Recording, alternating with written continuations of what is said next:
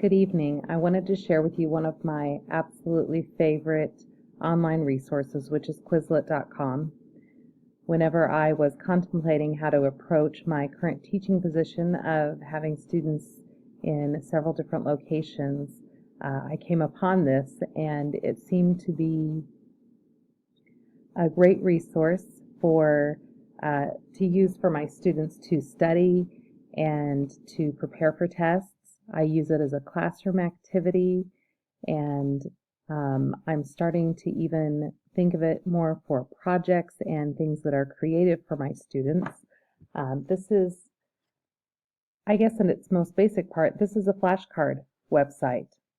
Pretty straightforward. Flashcards are tried and true for a reason. They tend to work. And I'm still a big fan of paper flashcards, but they don't seem very practical with my current situation.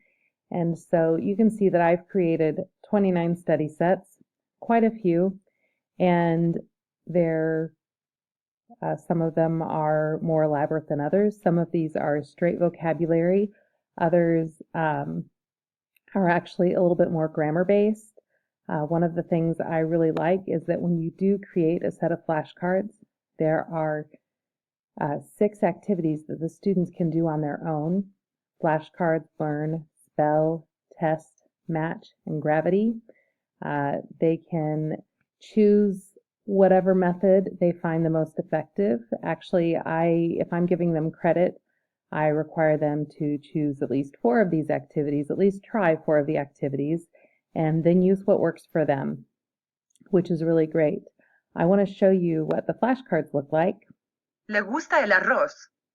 One of the big advantages to me as a Spanish teacher is that these flashcards have audio. And as long as you make the flashcards correctly and choose the language correctly, the system knows how to pronounce them properly. So my student doesn't just look at these words on a page that are still unfamiliar, but they can look at them and they can hear them. ¿Le gusta el arroz? Several times, as much as they need. You can flip it over so you can see the translation. ¿Le gusta el arroz? You can No le gustan los huevos. advance to the next one.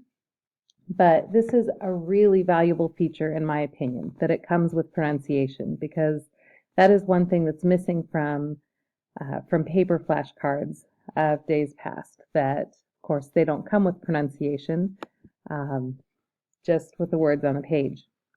One of the other things I really love about Quizlet is that they do have this feature called Quizlet Live.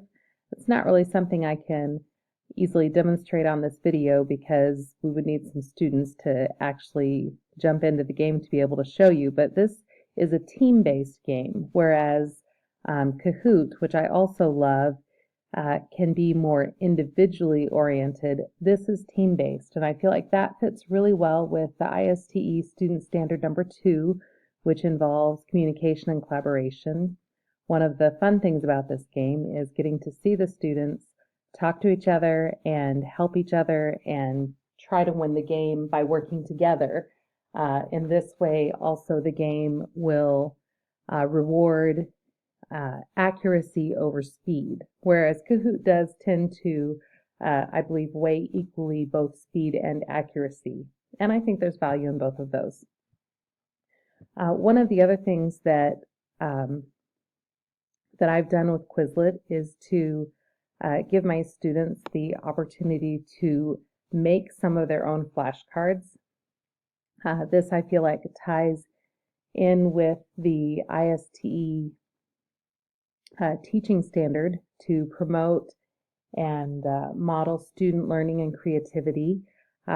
Maybe it's not especially creative, but I think it is gives them an opportunity simply to create something that will be of worth to them. If we kind of scroll down this page, this is a list of flashcard sets that my students have made, and I really like the way this turned out. It provided some great conversations as well about knowing, or at least learning about the sources you trust. I had a lot of students really wanted to include the term for hot dog on their list of food flashcards, and that's fine, but when you go to look up hot dog, you can find pretty easily at least 4 different ways to say that. Then they have to think, okay, which one do I trust? Or is it just a matter of preference? Or does it matter where I'm at? And so that I felt like also tied in and helped us to think a little bit about research and information and how we trust our sources, which ties in really well with the ISTE Student Standard number 3, which has to do with research and information fluency. This has been absolutely the most useful resource of all that I've found. This is something I use frequently and refer to daily because I often give my students homework points for studying the flashcards that go along with our particular unit. I hope this is something you like as well.